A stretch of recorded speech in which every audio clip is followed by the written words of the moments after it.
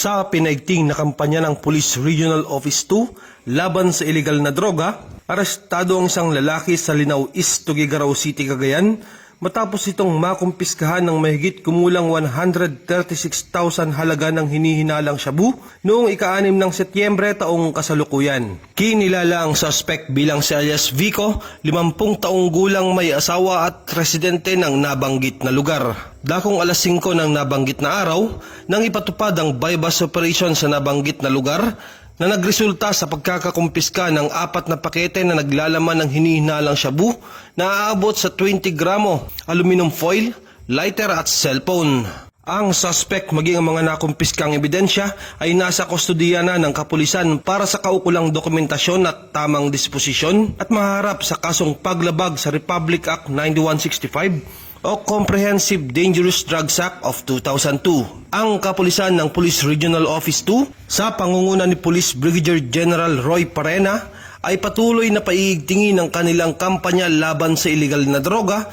at iba pang uri ng krimen upang matiyak ang kaligtasan at seguridad ng mamamayan tungo sa mas ligtas at drug-free na lipunan. Kanya ring hinihikayat ang lahat ng mga mamamayan sa lambak ng Cagayan na makipagtulungan sa mga kapulisan, lalong-lalo na kung may kahinahinalang pangyayari sa kanilang lugar na may iuugnay sa iligal na droga. Mula dito sa lambak ng Cagayan, ako po ang inyong Police News Network Correspondent,